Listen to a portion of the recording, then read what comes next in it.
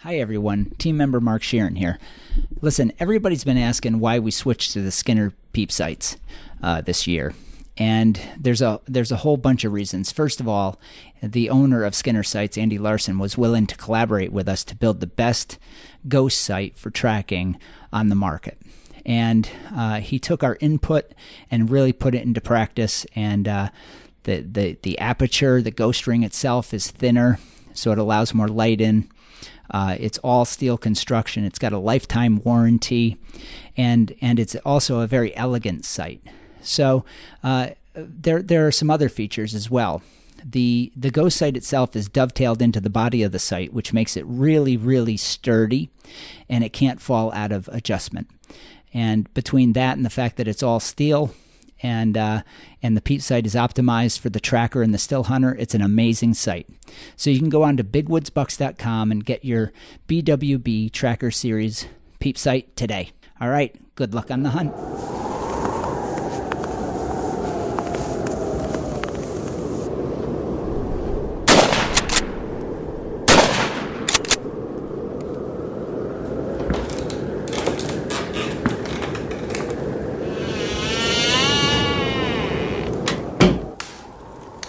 This is the Big Woods Bucks Podcast. Come explore the big woods and timber in North America with your host, Maine Master Guide and deer tracking expert Hal Blood.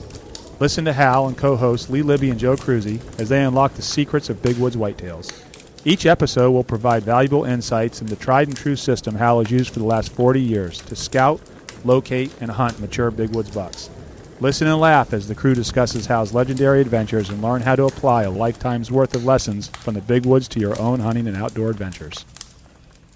Welcome to the Big Woods Bucks Podcast. I'm your host, Hal Blood, and we're down at Parliam Lodge today with Joe Cruzy. Hello.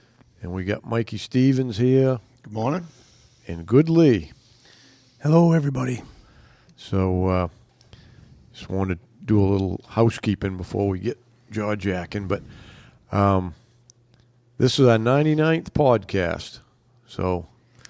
Old 99. Old 99. So that means the next one's going to be 100. We're trying to think of something special we can do on that one. So anyway, so number 99. So we'll get a couple updates out of the way here. Everybody's been wondering, I think, about the wool and the clothing line and the packs and all that. And that's moving ahead really well. We've got the wool. We've got the wool either ordered or we have some of it. And that's all set. We'll have it all pretty quick. We're working on the packs first because we already have green checkered wool, and we're going to do 2 packs instead of the original one. So one of them will be the size of the pack is bin, and we're gonna put web straps on that, so kind of like suspender straps, but they'll be built in that you can adjust. And the other pack will be a 2/3 size. People are asking for a little smaller one, so it'll be a 2/3 size pack that'll be a little bit snugger to your back. It'll only be, instead of sticking out 6 inches, it'll be only 4. And that'll just have the regular belt one. That'll look like the other one, just a little narrower. And I'm going to grab one of those. I like. A lot of people I was big wanted on that. They do. I read a lot of the comments and saw the emails and stuff. And I agree with people that those packs are very boxy and square. They hang off the back a lot, which I don't necessarily. Yeah, that was the way to fix it without having to like redesign something new. And you take care of that pocket on top, make it a little bit bigger. Or? The one on the there won't be one on the little one because there's not room. At 4 inches, there's no room. You can't get it sewn in there with the zippers, you know. Yep. So that won't have that GPS water bottle pocket. The original one will with the straps. That'll be on that one. It'll still have the sandwich pouch in it and all of that. It'll just be a little sleeker. And so we put a lot of thought into it between that and the jacket and the pants. We took a survey among all the team members, and then we asked for input from all you people out there.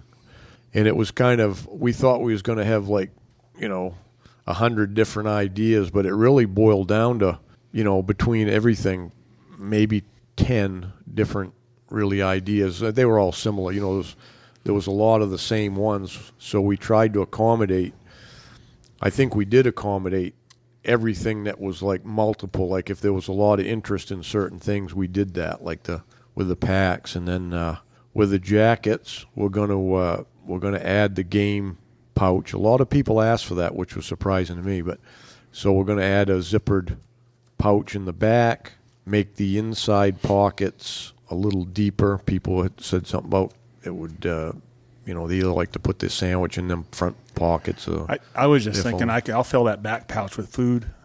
Jeez, imagine that.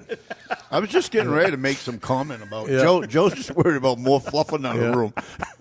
Yeah, well, when I was a kid, everybody that came in most of the jackets, you had one, but it was so heavy, that carrying stuff around. But I guess some people, if you're just going to throw your sandwich in there and some cookies or something, I guess it's fine. So, will the pack have the same liner? Yep. Good. I like that liner. So I like the color and everything because things stand out. It's red. It'll have a red liner. It's actually the liner. I don't know what that was that Silent Predator used, but I actually went back to the same place we got the original liner from, which is a treated.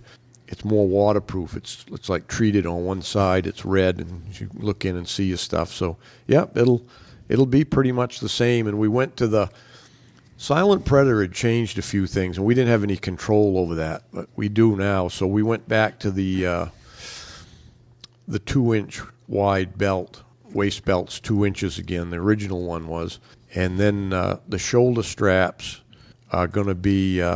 We were going to go with a 2 on that, but we looked it over, and we're going to go with the 1.5 inches, and that's the same width as a suspenders. Regular suspender, yeah. So that'll be 1.5 inches, nice soft webbing, So so then on the jacket, I think the jacket was going to have deeper inside pockets, the game pouch, which a lot of people asked for, and I think it's going to be. I think they were saying it's going to be divided, so you can get in either side of it. It'll be 2 zippers, and I think it's going to be divided in the middle. They were talking about. I didn't have really much input in that because I didn't care about it anyway. But so, well, everybody's different. That's why we're trying to accommodate everybody. And then what we did with the changes on the pants, the main change, and a lot of people asked for that, was a lighter weight because they thought the pants we have were a little heavy for the warmer days. They're a 22 ounce wool. So, but only one option, or are we going to have 2 options? For now, we're going to have the ones that come out are going to be the lighter weight because the majority of the people asked. That was when they asked about pants, everything was they're too heavy. So, and since we have to order 440 yards of wool at a time. So we couldn't really order 440 yards of 2-weight wools to make pants until we get going. So we'll shift the gears, figuring people have pants, and if they want a lighter weight, but the majority of the people said they didn't buy any because they wanted lighter ones. So that's how we're going to accommodate that. So, I see a need. I mean, I definitely would like, you'd like lighter weight pants some days, but yeah. So but if you only had one pair though, well, I like myself just because there's those days that. Yeah. And everybody, again, it all goes back to everybody's different because I can wear the heavyweight ones at 50 degrees and my legs just don't get hot, so it doesn't bother me, but I know it does a lot of people. So that's the accommodation we're trying to make. So it'll be a nice light 18-ounce wool, and it'll still have the same, flat pockets with the zippers and the adjusters on the waist. And the only other difference I think we decided, because they are lighter weight, there was no reason to have those zippers on the cuffs. So those are going to come off for this model, and that's really the only change on those pants. And then once we get going with those and see how it goes, then we'll do the heavier ones again. But we're trying to get pants and jackets and packs all out here as quick as we can. Is what it boils down to. Maybe something we can look at in the future. I'm just thinking is something built into the pants that acts as like for blousing them instead of going the duct tape route. If there's something that Could be either. Well, when you get into trying to do something like that, 3 people are going to like it and 4 ain't, And it'll add to the cost. Everything like that adds to the cost. So Duct tape's cheap. yeah. And a lot of people don't do it. Some people still tuck their pants in, So Yeah, there's I really, do sometimes, yep. Yeah. Bad Lee likes his boot bands, So I will say if you're gonna tape the bottom of your pants, I found out the hard way. You want to make sure you use the cheap duct tape, because if you use that Gorilla tape, you peel about half your wool off the first time you take that off. So make sure you use duct tape and not Gorilla tape. I did that last fall when I started hunting. I had a roll of black Gorilla tape there. That stuff's rough. And it's thick. It actually doesn't. It sticks to the wool, but it doesn't.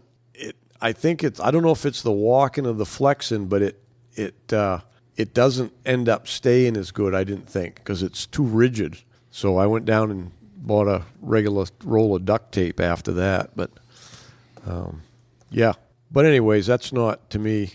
We'll get this out, and then going beyond that, there's all kinds of ideas we can have. We can do different things, because now we have control of all aspects of any of the clothing, from design to the manufacturing and all that. So what was that? We're going to have control of all ass bucks? Yep, that's right.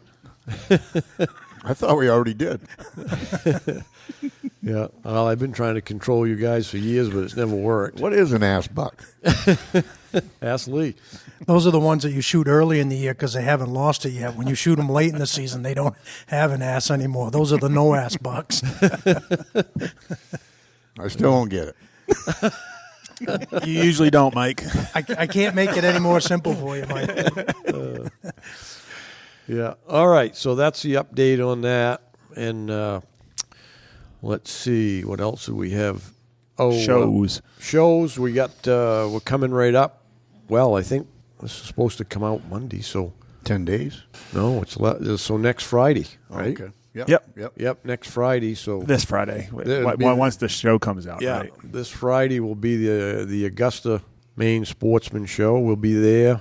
A bunch of us. I don't know everybody that's coming. Some will be there the weekend. Some will be in and out. And then at the same weekend, it's called the Trinity Show over in New Hampshire, and we got that's just a one-day show on Saturday, and that's in Concord, New Hampshire, I think. And Timmy, Nick, Neil, and Bob will be manning that show.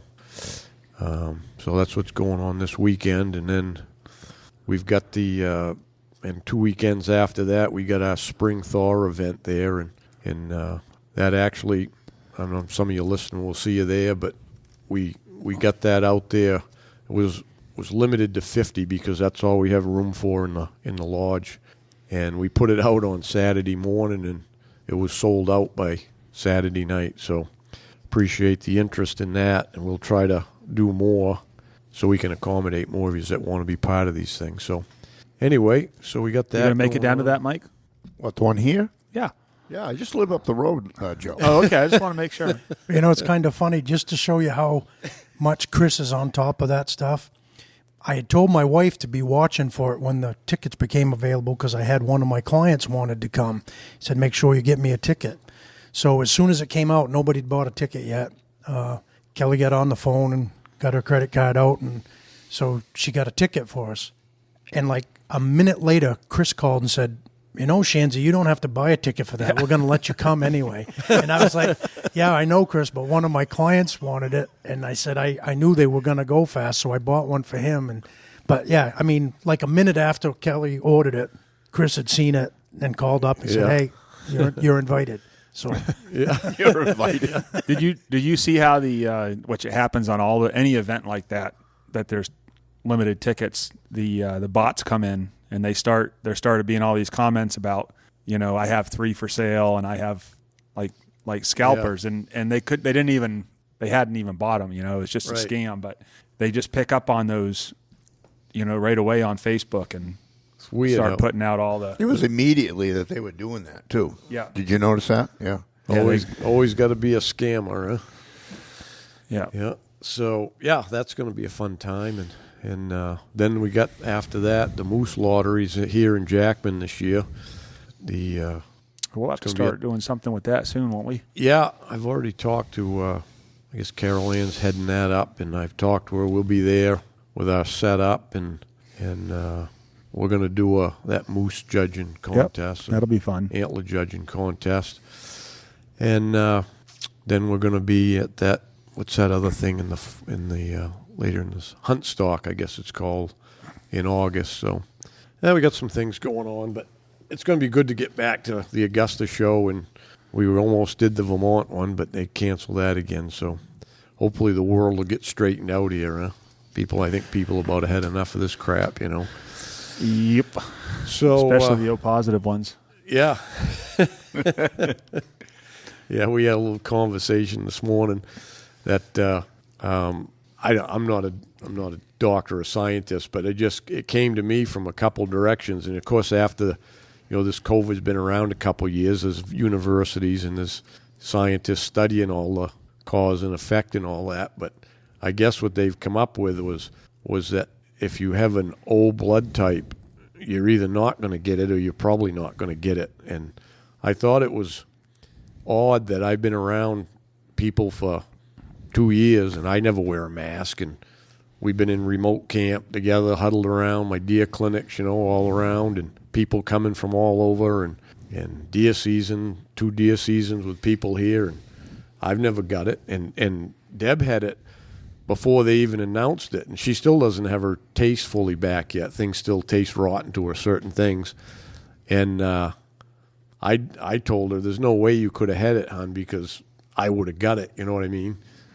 And she goes, I know I did, because it's all the symptoms and whatever. So, but anyways, when I was talking to, when I had my foot surgery, I was talking to the gal at the VA there, and she said, I told her that. She said, well, can I ask you what your blood type is? And I told her it's O positive. And she said, uh-huh. She goes, that's probably the reason they're finding that O blood types are the ones that don't get it. And then it came the same way from a friend of ours that's a nurse, not a nurse, a pharmacist in the hospital. And their studies have shown the same thing. So, and I guess there's only like 5% of the population that are O blood types. Oh, is that low? Yeah, it's pretty low. So, anyway, it's crazy how some of them things work. What else we got for an update before we get going here? I saw that someone had said they talked to someone at Remington and that there's a possibility of them starting up production in the fall for 2 calibers. That's what they're saying. People have called the customer service, and that's what they're telling them now. Hopefully that's the case. We might get our guns then, maybe. Yeah. Well, I got a call. I can't get a hold of the guy at the plant manager. I tried again yesterday, and when we drive left down, another message. Yeah, I know.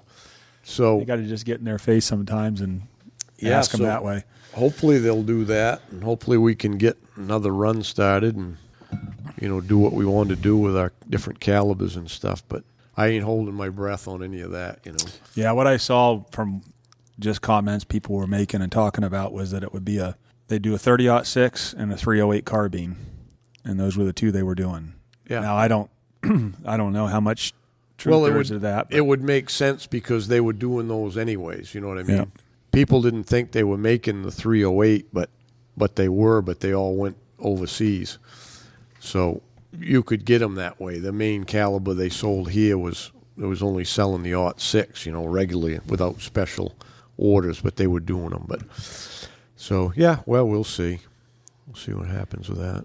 And then speaking of that too, we're gonna Mark Shireen and Andy Larson have been working on that special Browning for a raffle.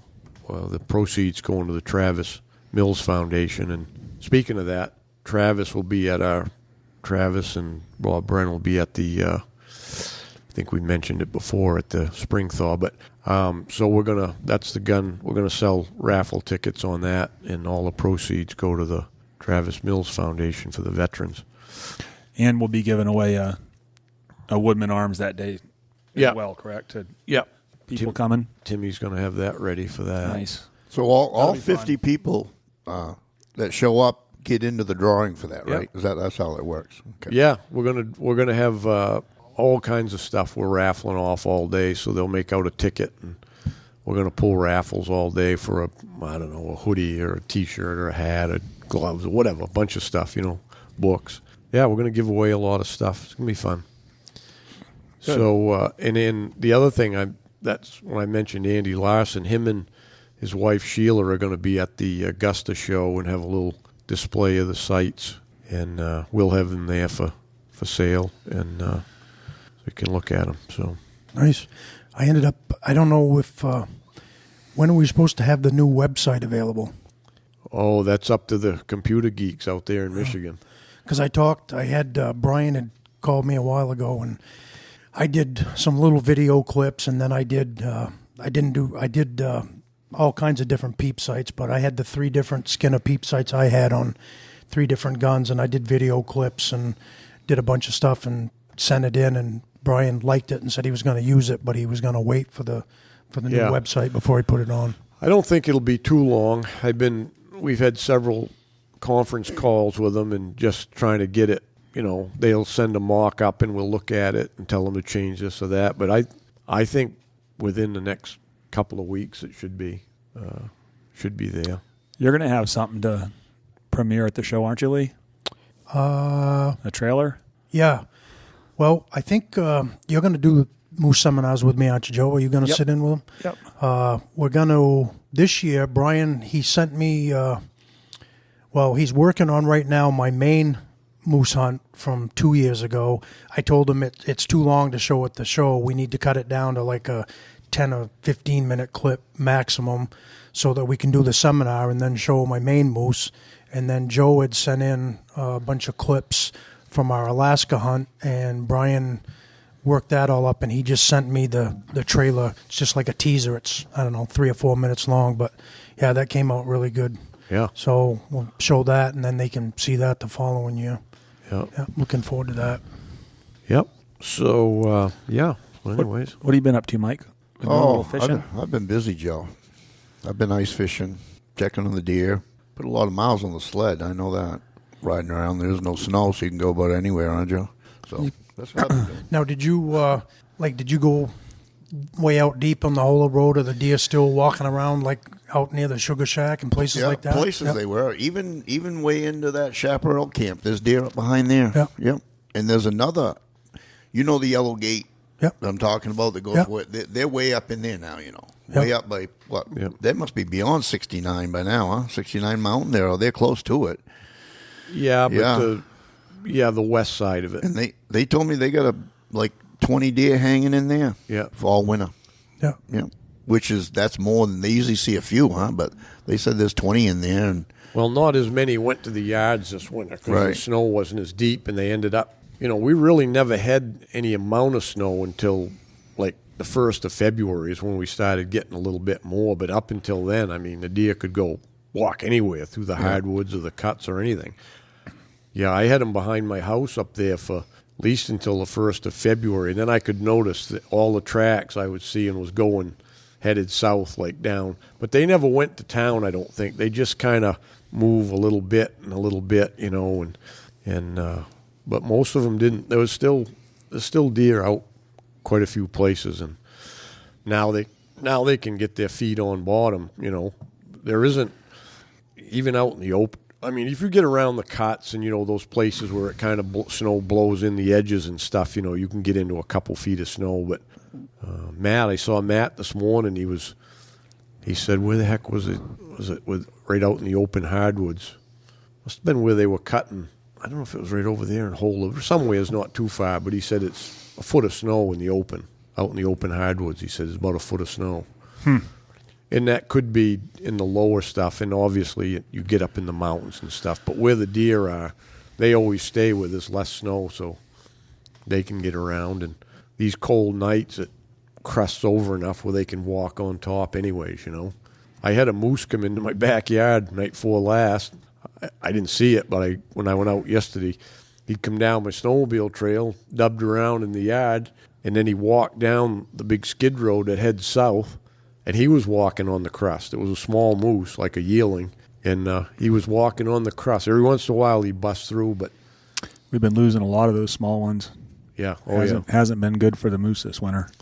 Not around here anyway. I don't know about elsewhere, but yeah, it's not going to be until they get them down enough so that there ain't enough ticks anymore. That's the only. yeah. Yeah, I don't know if we had discussed that from last fall, but Stephen and we'd never done cow hunts before. And they had that special season in 4 for the cows, and I thought the tick situation had gotten better. I thought we seemed like we were seeing fewer ticks on the big bulls that we were getting in September, but we guided cow hunters the last week of October and in Zone 4 where they're doing that trial hunt, and I couldn't believe the amount of ticks. So it's still an issue because that cow that Stephen got the first morning was completely covered.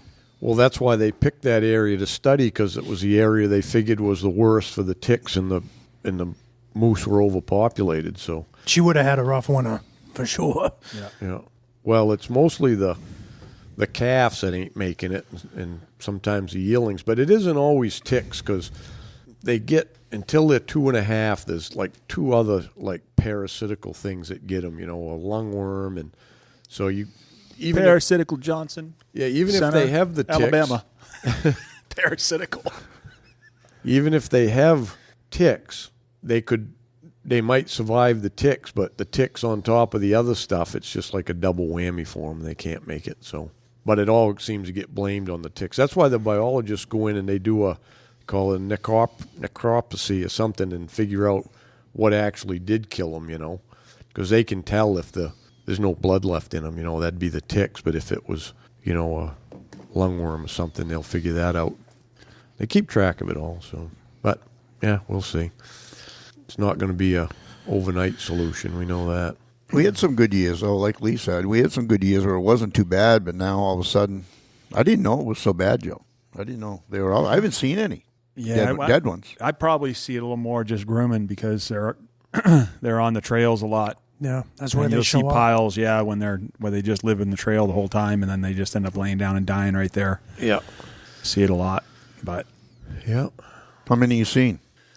well, I know about probably 7 just on our trail system. Yeah. That I haven't seen them all, but I've heard. But that's a been lot called of about. country. You're talking about, 100 miles of trail, but right. But still, I mean, you can tell though in different years. I mean, Right. that's a lot. Yeah. Were almost all of them the small ones, Joe? Or Yep. were- Most everything I've seen or heard about is calves. Yeah, usually that's the case, huh? Yep. Yeah. I haven't found too many. I've been ramming around some too, and I found one up the Heel Pond land that looked like a small one, young one, calf or something. It was just off the side of the road a little bit, but I haven't seen like a lot of blood in the moose tracks that I see. There's not like used to be. You'd see them, it'd be just like look like somebody shot the thing. It'd be blood sprayed all around. Wherever they walk, it would just be like blood going up the trail. I haven't seen any of that, but I've seen, you follow the tracks like that one that came in my yard. I was walking up the trail on the track there, and it was, you'd see a drop here and a drop there, but that's when I was shed hunting early, a lot of beds had blood in them. yeah, A lot of beds, which is just the tick load. yeah. They lay down and Squish leave some it of there. them, yeah. Yep. So we'll see. Yeah. So we got the old crew in today. Yeah. I wanted to What's he calling old Lee? Oh, You? I was part of that. We got all these young guys now, the Knicks and I call him the young gun, Steven. Well, I and- guess I was going to say my Niels. kid's on the crew now, so I guess I got to be old. yeah, right? Yeah. I call him and Nick and all them guys the young guns. Yeah, we've been reminiscing a little bit there about when it got started there, and we didn't really know where it was going to go when we started. Me and Chris, when Chris asked me if we wanted to try to make a business out of it after I wrote my first book, and so that's where that started. And we've probably told that before. And then the team got started because I knew people weren't relating to just me. You know what I mean? And so I said we got to have some of the other guys to be part of it. And Who was the original team? It was both Lees, good and bad, and Mikey and Kev, Tommy, Woody. Woody. Me and Woody. Did I say everybody? There was seven. Seven. Right? Seven of us. Yeah. It was Basically, you. it was the guys guiding for me more, and that's how that started. And I don't know what year that.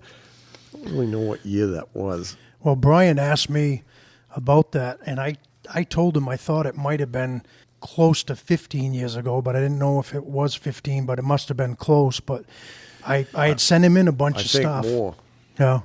I had yeah. sent him in a bunch of stuff. How it got started, the conversation was he wanted me to show a picture of my old pack because last fall when he followed me around, he was looking at my pack all day. And he said, I've never seen one of those packs like that. I said, that's the original pack. I said, when we first made those in Skowhegan, there was a place in Skowhegan that was making them for us. Hal called me up and asked me if I could go pick them up. So I went down to the old mill down there and picked up those packs, and I still have my original one. Yeah, I do. It's getting pretty sharp worn. It's starting to wear through on the corners and the edges, but Kelly's, I like that 2-inch belt better. That's why we went back to it. Yeah, and it's big because it holds more stuff, but yeah. And then I showed him, I got the original T-shirts, the original shirts we had. The other thing that he thought was cool was do you remember the very first hats? You and Chris gave me one. I think it was down at the Worcester show before we even started Big Woods, before we had the team. They said Big Woods Hunter, I think, on them. And they were a black hat with yellow stitch and said Big Woods Hunter. Yeah. So I took a picture of that and sent that in to Brian. But those were the original hats as far as I know. Yeah. And then we did the regular, once we started doing some hats, they said Big Woods Bucks, and then we did the cold weather one with the flaps in it there, remember? I still got one of those. Yeah. I wear it, yeah. I still got mine. I wear it when it gets down around 0 or something. But on the packs, you said we're going back to a week. Did you fix the buckle at all, or keep the buckle the same? Because remember there was some issues that used to slip on the old, on the green ones Mine that we was, like. I found if you got, because a lot of guys they lose them, but on the other side of the buckle they had those two kind of like elastic straps. And if you end up, after you cinch it up to where you want it, if you slide those elastic straps to your buckle, then it doesn't slip. It kind of acts like a binder. I haven't had any issues with mine, but because I got hips to keep stuff up. What we're going to do on the new ones was that was kind of that was the first design, and that was a way we had to keep the tail ends there more than anything. But the new ones will have what they call I think they call it a tri-slide. So it goes on the belt, and then you tuck the tail back into it. It's like that'll hold it there. Okay. So when you adjust it, and then the last packs that Silent Predator were doing, they didn't have it was a single adjust. So you had to, it didn't adjust on both sides. The original one did. You pulled both sides so you could keep the buckle in the middle. Mm-hmm.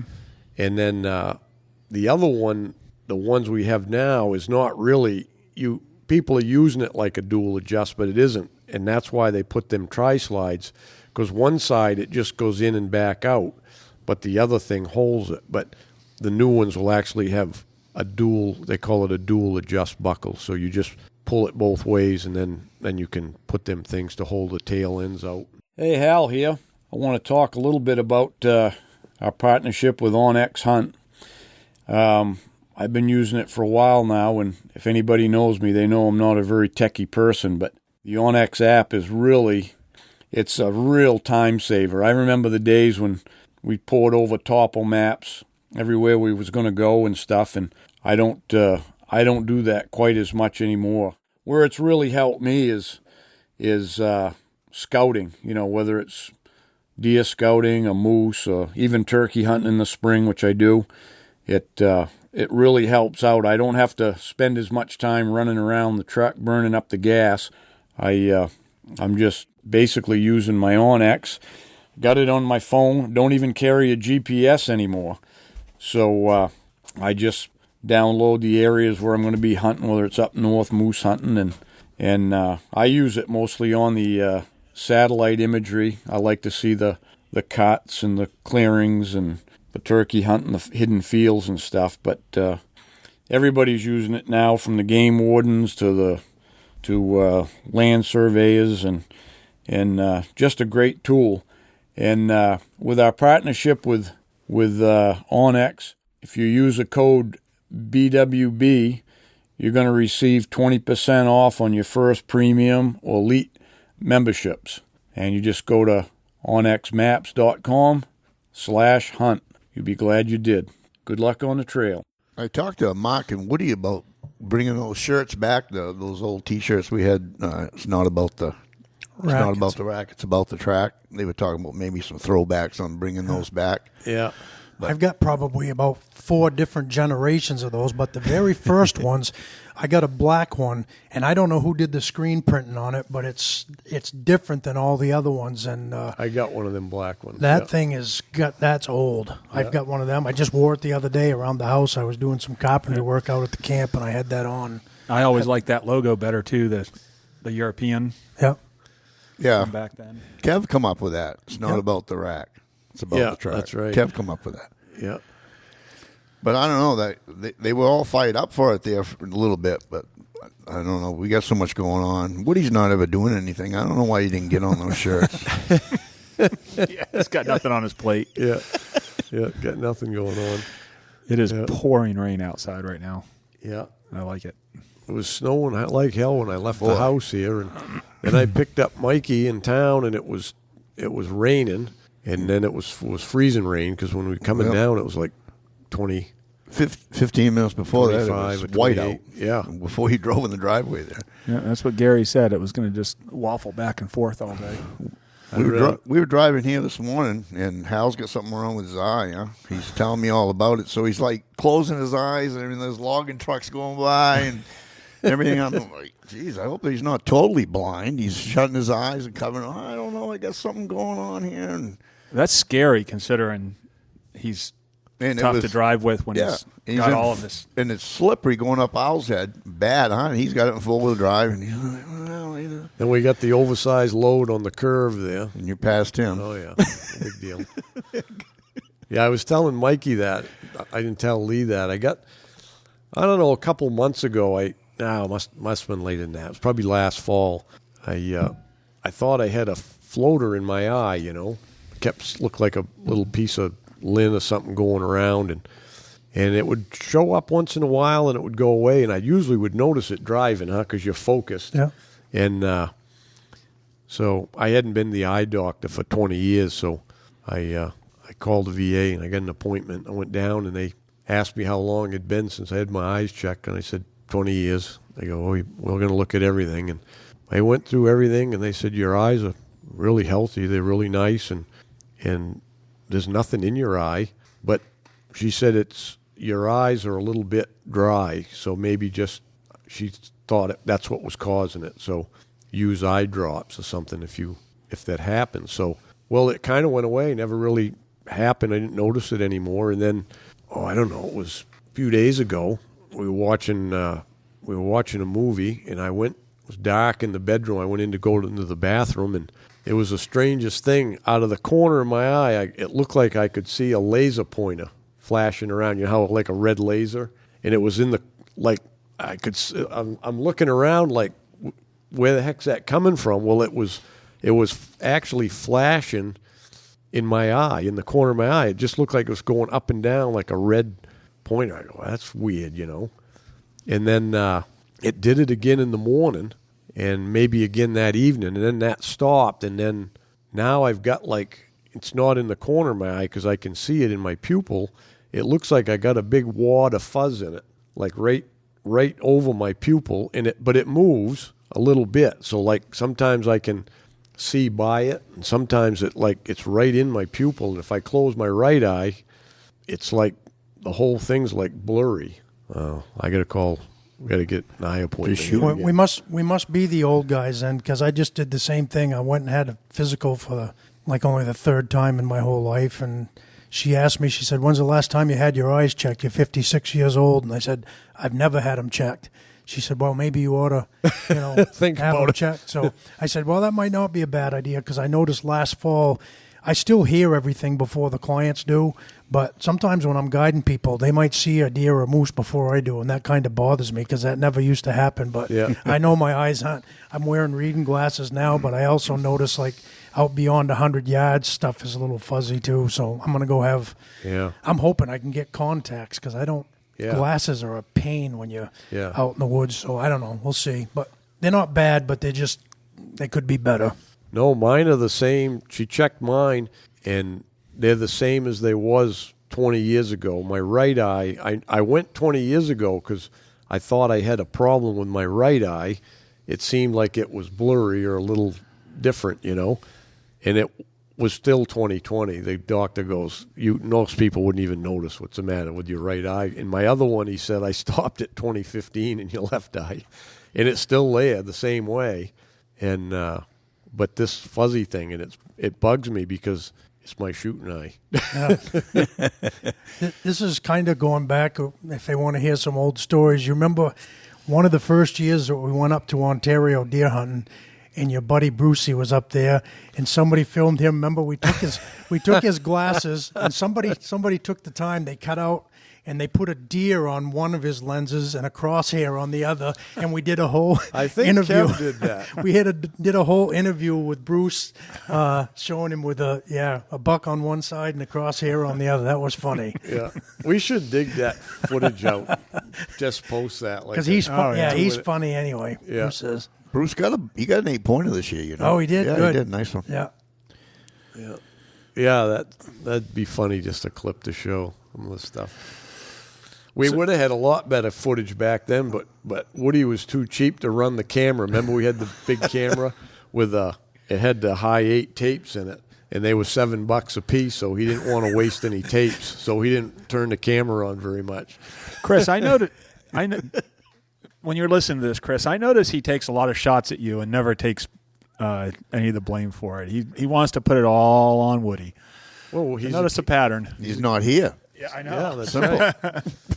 Well, that, and he was probably worried if he had too much of that on him, you guys would go down in the lake again and lose it all. Yeah, that's true.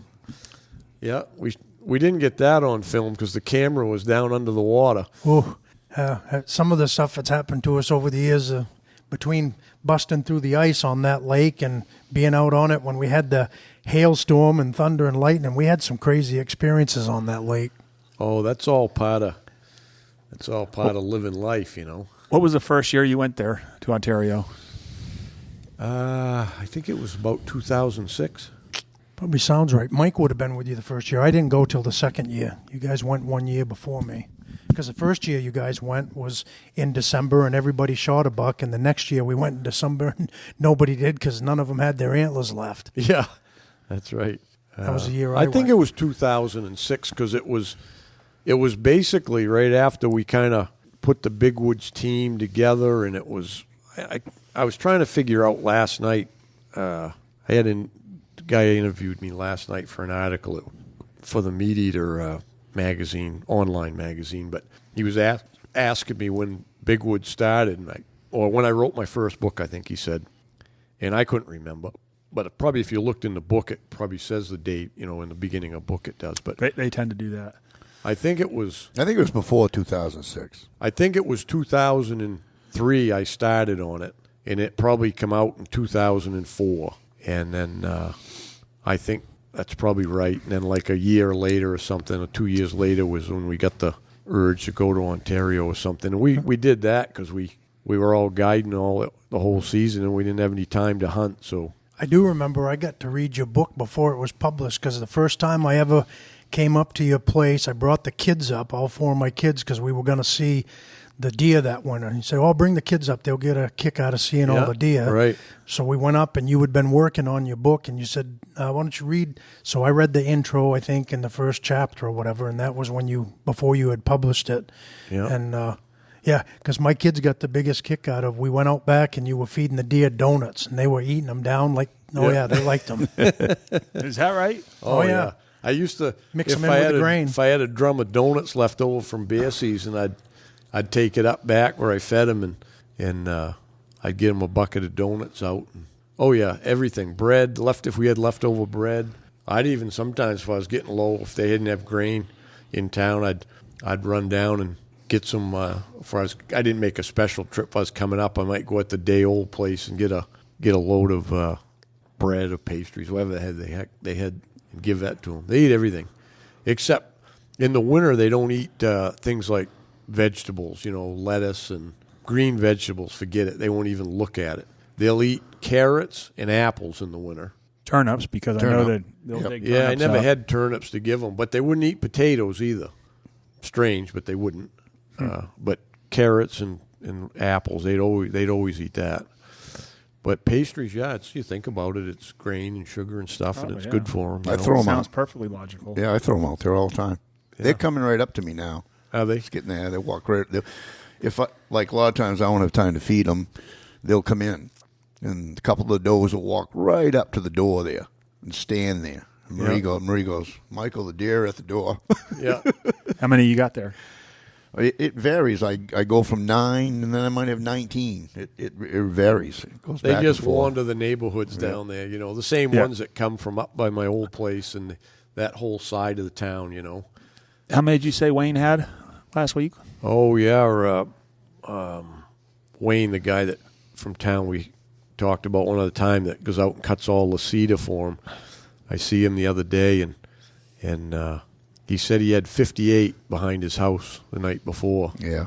And it must be all the deer, pretty much, not all of them, but that are down on that side there, So I took a ride through there a couple weeks ago through the deer yard, and then on that side where they used to see, because there was the coyotes kept them like up against the houses, you know what I mean, more, and there was more deer trails like along Sandy Stream. Now they're more out the other way, like up towards Ganderbrook Cove and that. The deer, they're walking all through that whole country, and even over there's a big hardwood ridge in there, and they're all over that ridge all winter. And they used to be, when we'd get in there in the winter, they wouldn't go out in that open ridge because of the coyotes, but there ain't no coyotes in there anymore because we've been cleaning them up, And I think this year, we've killed a bunch there every year since we started. Obviously more in the beginning. This year there was only 3 coyotes that ever come into that deer yard there, and we killed all of them. And I've checked twice since then, and there ain't been a track in there.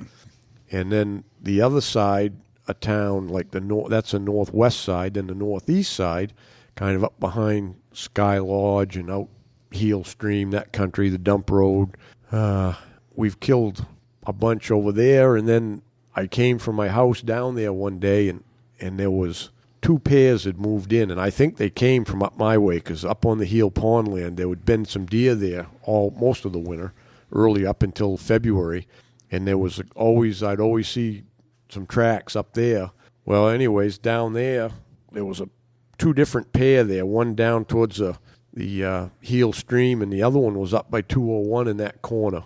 So we got that snow, big snow. We had the biggest one of the winter. It was only a foot, but it was the biggest snow all winter. And the guys rallied the dogs up and came up. And Monday we only got one because we got on a wild chase, and we ended up killing that one out by it made a big loop all the way up to Little Churchill, around the Supply Pond, and then headed back towards the Moose River Road, and we got him up there. And then we couldn't get anything else going there, so we took a big trip, and we ended up running into a coyote in the road way out by Fish Pond.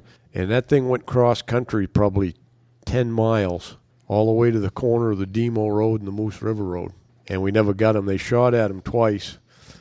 We didn't get that one. That's a long way. Sure is. It's a long way, and so we ended up, boy, that was a long day. I like to kill me. It felt like I was run over. I was beat up and run over. It was 12 hours on my snow machine that day, pounding around. You're too old for that shit. Yeah, I know. Running around with the young guys. And then, so we went out the next day. We went down. They headed over from Jason's, and it was just like you needed it to be, because there's that circle behind the snowmobile trail and the town line road, and there's a loop in there.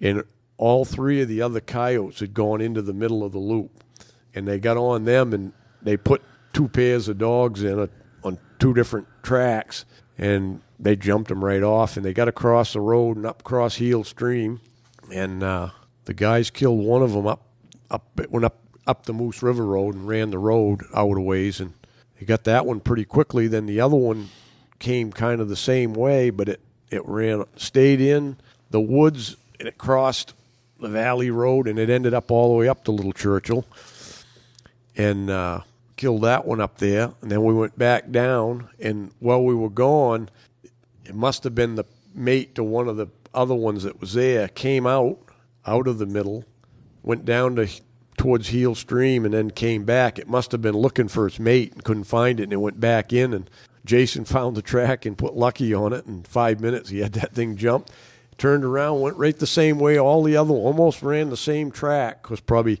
the snow was deep and it was running in the track. And that one went all the way to right up to Little Churchill too, and we ended up killing that one up there. So we got rid of all of them. I think I saw the other day, because I'm Facebook friends with Jason, I think he posted that they'd killed the 200th coyote. Yeah, over 200. We went, I think it's 202 or 203 since we started. When they got the 200th, I know that he posted that. And that's in 5 years, right? 5 years he shot 200. 5. We got a few the first year we started. We didn't start till like February. Jason ended up having he kept the guy dog. It was another guy's dogs, and kept them there and said we could use them. So we started going. I think we got 17 that year. So it's 5.5 years, yeah. And then, well, like I said, it's really helped. I mean, there's hardly any coyotes around now. I took a big ride the other day, and I don't know how many miles I covered, but there was one more track out back of my place out on the Heel Pond land, and I found one track down by Supply Pond, and I ran all that country over around there, Little Churchill and Supply. Yeah. Yeah. We had that, was it last week or week before, we had those couple of mornings that we had wet dust in there. Remember? Yeah. I rode around the island and the Wood Stream Trail, and I rode that over to Gander 3 mornings in a row and never saw a coyote track. 3 mornings on fresh snow. Yeah. So you guys have made a difference. There's no doubt about I that. I didn't even go this year, but last year, the last time I went, we had a hard time finding a track. Couldn't find a track. That's good though. It was the same. It was the same way this year. That I mean, it was weird because they always some move in. You know, like them 2 pairs, they moved in. They weren't there, and they moved in. And you know, I think that made 27 we got this year. And I don't know if we'll even have the conditions to go again. But if we did, it'd be hard to find a track. You know. So yeah, they all went down to my place in Skowhegan. They must have. They're loaded up down there. Oh yeah. Well, that's why people down in the area, when they see on Facebook I was coming up here and with these guys and hunting them, they're like, "You guys ought to bring those dogs down here." And like, well, you can't run them down there because everybody's got their land posted. You'd be in somebody's backyard every 5 minutes. That's the problem. You got to be in semi-wilderness to do that. You can do it on a bit like when you get a bunch of snow. You know, if you get 12, 14 inches, because they just don't go that far then. Right. You get a big snow, then you got to hit them for a couple days, and then the snow will change down that way. But so yeah, it's really helped the deer. I mean, it's unreal. And it makes the deer stay places they're actually going. They're staying where they used to, and then they couldn't. You know. Yeah. And then they're back in there because there used to be some that stayed like right on the back side of the lake. But right on the edge, like within 200 yards of the lake is all they'd stay. They didn't get any further back. And was that like down towards Mud Pond out that way? Yeah, there in Wood Stream and, you know, over the upper backside of Gander Cove. But I went through there the other day, that little trail we got through that middle piece where we cut the coyotes off between Wood Stream and Gander Brook Cove. And there was deer all through there where we've been there every winter, and there's never a deer track in there. They don't dare to go up, you know, because it's a lot of open cuts and stuff. They were there, and it was when the snow was as deep as it's been, you know. They were still out wandering around in it. a couple of good-sized bucks and stuff there. So the island's got good bare ground there now, facing south. Where the three camps are. Yeah. The deer. When I rode by the other day, the deer were all over there. Were they on the island? Yeah, there was 3 or 4 of them kept poking their heads up there. Because when I went earlier, when we were hunting down there, I went around, between the island and shore, and usually the deer are back and forth, and I could see that there was no deer really hardly going on the island. Usually there's some trails where they go up and down, and it was like they weren't staying. And I don't know why they wouldn't have been, but they're there now because that trail they use. They come off the island and they go over to those houses by Moose Point. That trail there, they're really using that one right now. So they're on there. They're maybe all over that every night. There's a big file of them going through there. Maybe they were just the ones on the island stayed there, and probably they weren't back and forth because there's not as many in on the mainland as usual. And they were, I think, spreading out the other way. They just didn't feel they needed to. But you're right about that. There's not hardly any on the island like they usually, what we used to see, huh? Yeah. And but I don't blame that on anything other than the fact they're spread out more, Right. When we started coyote hunting over there, it was the coyotes. I never realized how many there really was because you don't notice it. You see coyote tracks, but you don't notice it. But that was my every morning when we were going to hunt.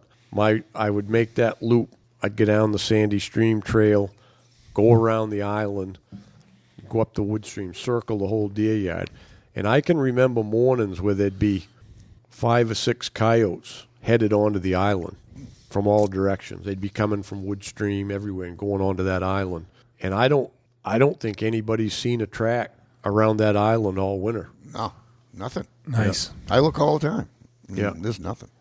So all the people that was saying that you can't control coyotes, you can, because there ain't enough coyotes now around to make enough offspring. They could have 10 apiece, and it ain't going to make any difference. But a lot of people don't realize either up here.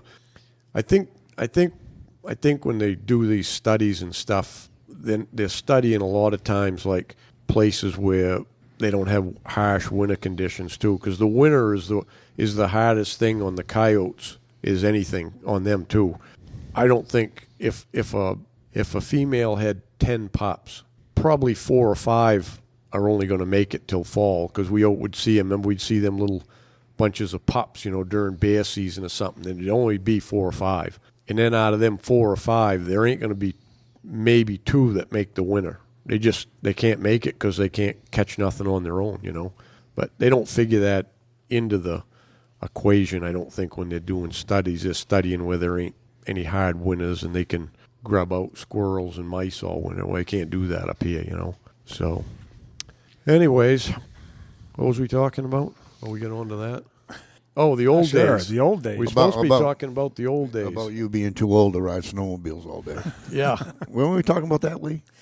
Well, I don't know. At first they started picking on you and I about being old, and then it always goes to the old man. But I think they want you to tell some old stories, Mike, back when we first started, and then I'll jump on the bandwagon afterwards. I know one thing. Remember when we started the TV show, we all became salesmen. Yeah. Remember that? We're all salesmen now. We're calling all these people, and I guess I didn't have much couth because Woody'd say, when you find one, let me talk to him. I guess I was looking for sponsors. Threatening them or something. Yeah. Yeah, people you knew, you were leaning on them. Yeah. Yeah. Woody, let me talk to them people. Yeah. Well, Woody can sell ice to Eskimos anyway, so that was a good idea. Yeah. So I think I've been thinking this, probably mentioned it before, about writing another book, and I want to write kind of a humorous one that goes back with all this, back in guiding through the years and all the stuff that we went through, and just funny stories, not just mine, but everybody's funny stories about guiding, because I don't think people even can have any comprehension of what some of the things that happens to us between trucks broke down in the woods. And I can't imagine how many stories the three of you have just in the, 12 or whatever years I've been doing it. There's a lot of stories packed in there from just the, so many different people that you're encountering and dealing with and living with. Yeah. And, I got a funny story that I don't remember if Mike was with us or not. I think you were, but you could have been in a different vehicle. But I remember Hal and I and Chris and Mike Featherstone, and you might have been with us too, Mike, but we were coming back from Ontario. It was one of the early years, and we had driven in a snowstorm from the time we left Dryden all the way back, and it was just horrendous. I can remember I had driven for a while, and you know how when you drive in the snow, your eyes just get all screwed up from that constant snow.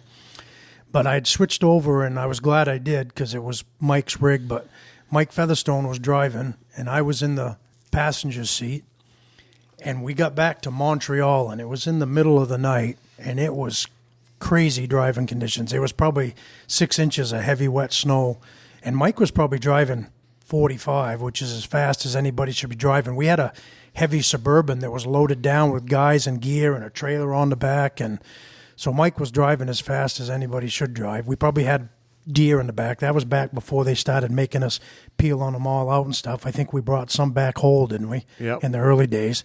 But anyway, the trailer was full. We're driving through Montreal, and some idiot decides that he's going to pass us. And I can remember he got past us, and when he pulled in with his little crap box of a foreign car, whatever it was, he turned right around, and he was looking at me. I was in the passenger side, and he was right in front of us, looking right at me. And the idiot came all to pieces. I saw his hands come up off the wheel, and he just looked like he was ready to crap himself.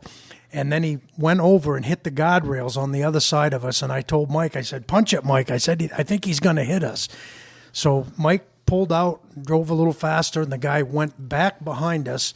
He did a complete circle around us on the highway in Montreal and never touched us. But he hit the guardrails on one side, bounced off the guardrails, and went back and hit the guardrails on the other side. I mean, he was a mess. Just as he hit the guardrail, we got by him, and when he bounced, it was all like, I was in the back seat, but it was like a slow motion thing, like you see, you know. And he's like slow motion. He hits the guardrail, and we go by him, and he bounced out, and I'm looking back, and he just misses the trailer with the snow machine on it, and right back around behind us, like, and he's backwards still. He's facing. Oh, no kidding. Yeah, he's still facing backwards because when he went around, he spun out, so he was facing. You know, he was going backwards, bounced, and right completely around us. We never touched us. Did a circle right around us and never touched us. And because we were all punchy from being on the road so long and no sleep and just taking turns driving. And Chris was probably asleep when it happened, but woke up. And that's back when Chris was even higher strung than he was now. Chris wanted to stop the rig and go back and pummel the guy. And I remember he started quoting from the movie there. He said, "I want him dead. I want his house burned to the ground." So he wanted to stop, and he's like, "Mike, stop the rig." And Mike's like, "Chris, I'm not stopping the rig. I want to get home." And Chris said, "I want to pummel that guy." And Mike said, "Why? He just pummeled himself. He just bounced himself out of the guardrails. The guy's probably laying back there all stove up." So, yeah, we didn't stop. We kept driving. But that was a strange occurrence. Driving 45 miles down a snowy road, and the guy turned around and he was like 10 feet in front of me, looking right at me with no hands on the wheel. It was crazy. Yeah. You can't make that up. If he was a stunt driver, he couldn't do that again. We had one time going when I was building my house. We were leaving here every day and going down. It was me, Danny, Hoyt, Timmy Bent, Dale. It was the four of us.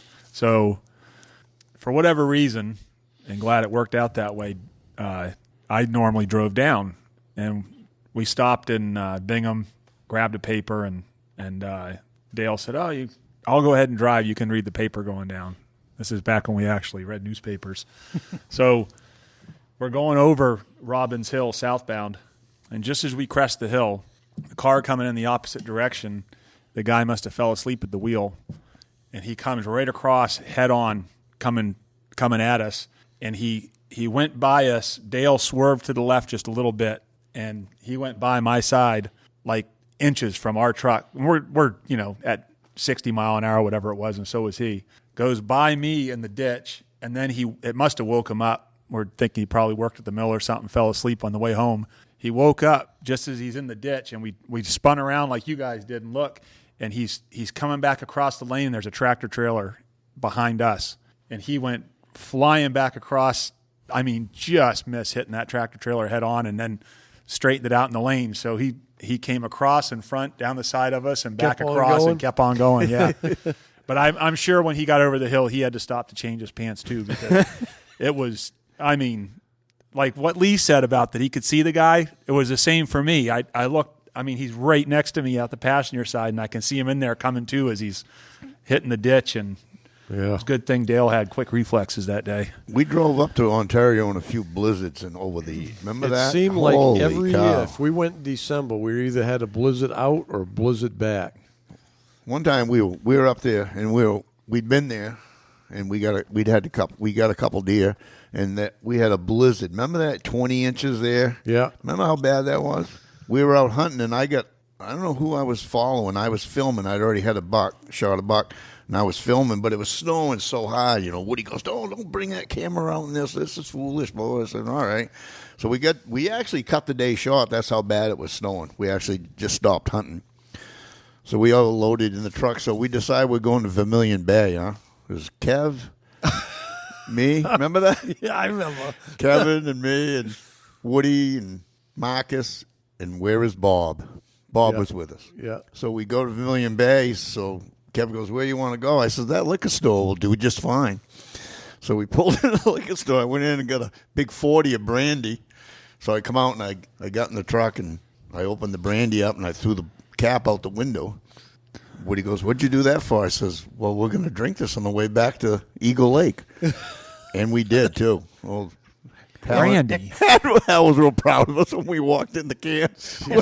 Except the driver. The driver didn't drink. Just so one. Kev didn't. That's a true story. Kev didn't drink. Yeah. But the rest of us did. We drank that whole 40 on the way back, and oh my, that was a lot of fun. Most of the trips I remembered, you didn't need to have anybody with any alcohol to be stupid, because we were so punchy from being gone for a week and a half and driving and that stuff. I thought Chris was going to get me in a fight one night. We stopped at a little diner, and I don't think I've ever told this story. We were coming back from a deer trip, and we stopped at this little diner, and there was a guy that had it looked like a dead rat on top of his head. He was probably like 50-ish, and he had a toupee on that looked like, it just was atrocious. And he had his girlfriend. The guy must have had money, because his girlfriend was like half his age, and she was a hottie.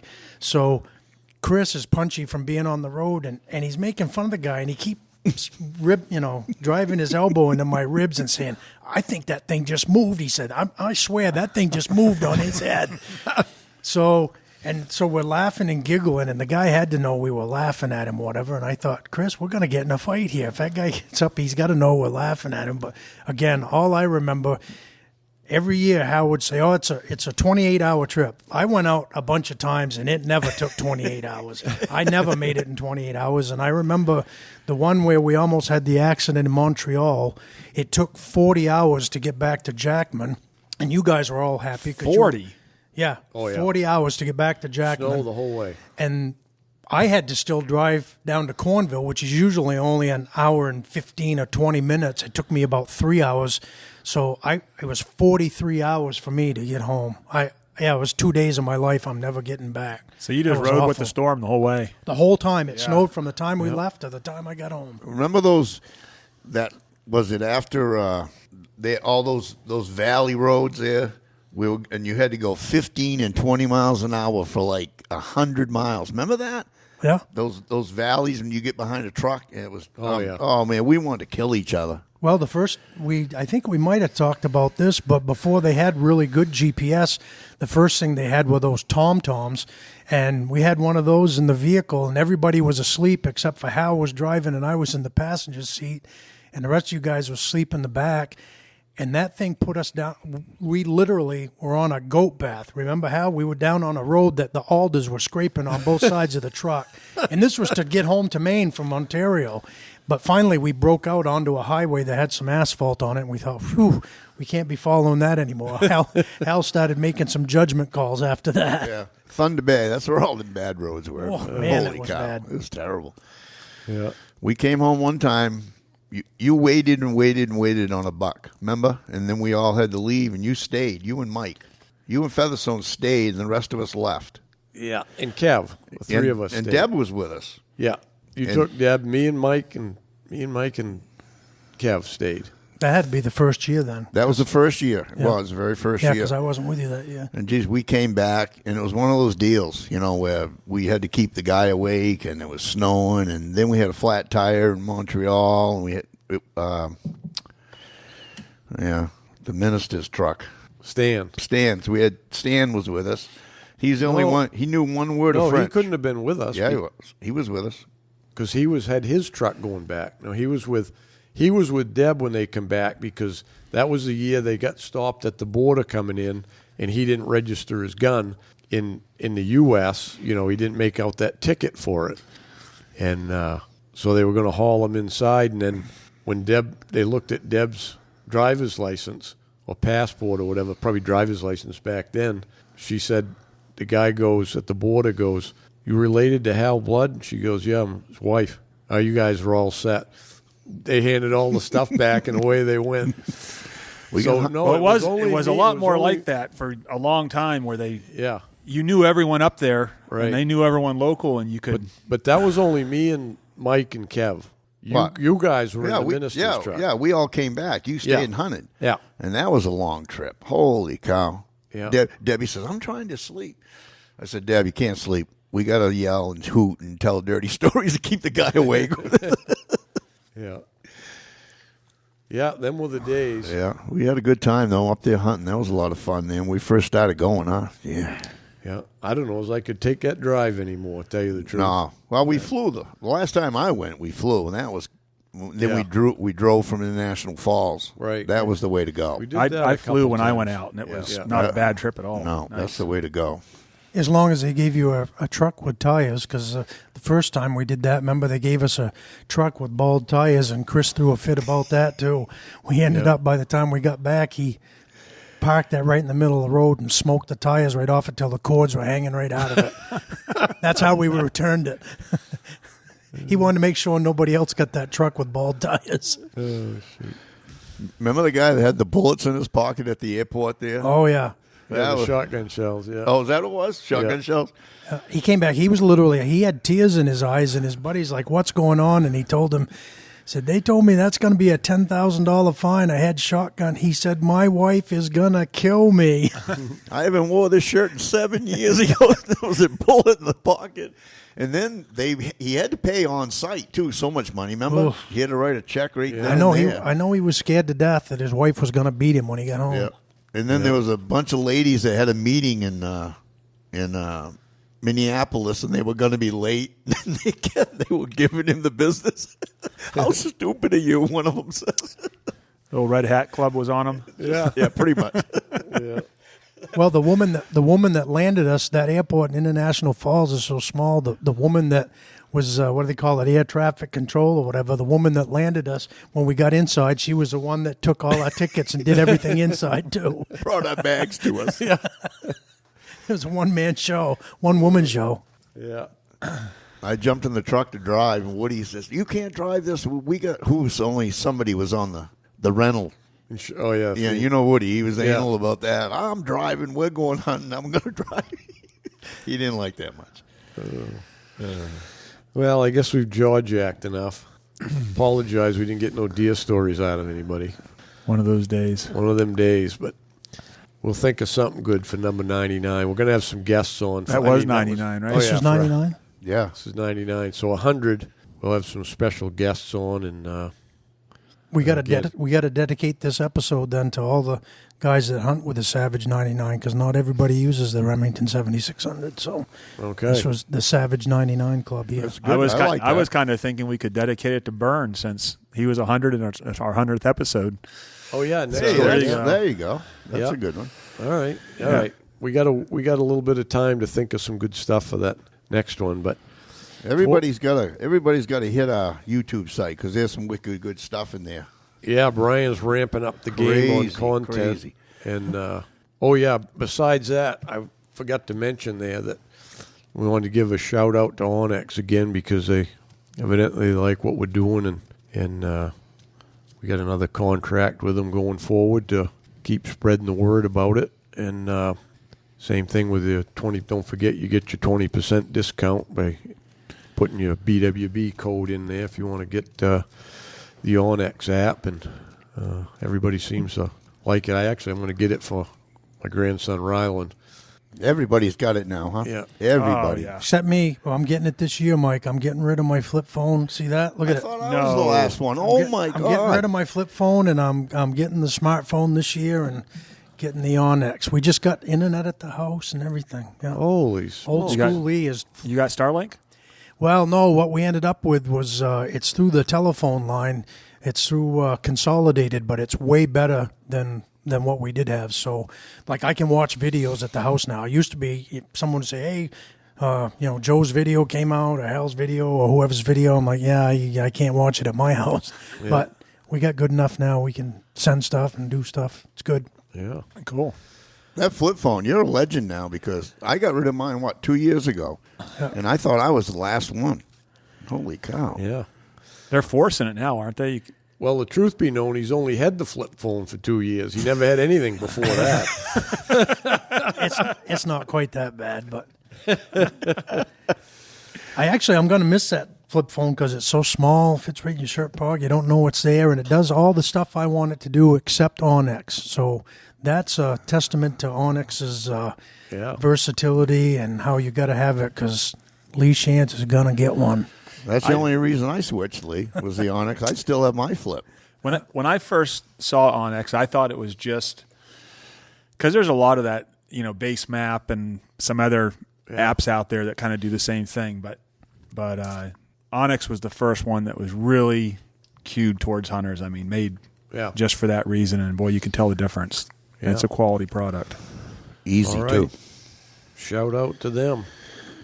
Anybody else thinks we're worthy of a sponsorship, let us know. Get a hold of Chris, and we'd love to have you as sponsors and promote you. So anyway, that being said, we'll sign off. And until next time, good luck on the trail. Hi, everyone. This is Big Woods Bucks team member Mark Sheeran. A lot of you know that I've been working with addicts and alcoholics now for the last 32 years. And one of the things that we just developed, which is very exciting, is the Freedom Model online program. And this program makes it so that you can learn the entire Freedom Model curriculum, all 470 pages of it, through pre-recorded video tutorials that myself and Michelle Dunbar, the other co-author of the Freedom Model, built for you. So you'll be able to learn the entire curriculum, how to get over an addiction without AA meetings, without rehab, without endless therapies, without recovery, and you can move on from this problem for good. If you want more information about this, go to online.thefreedommodel.org. That's online.thefreedommodel.org, or call 888-424-2626. And if you want that program for 50% off, use code BWB22.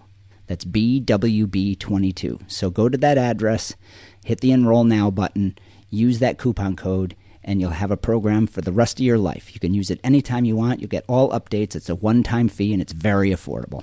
And you'll get it for 50% off. BWB22. All right, everybody. Take care. Bye-bye. Hey, guys. Joe here.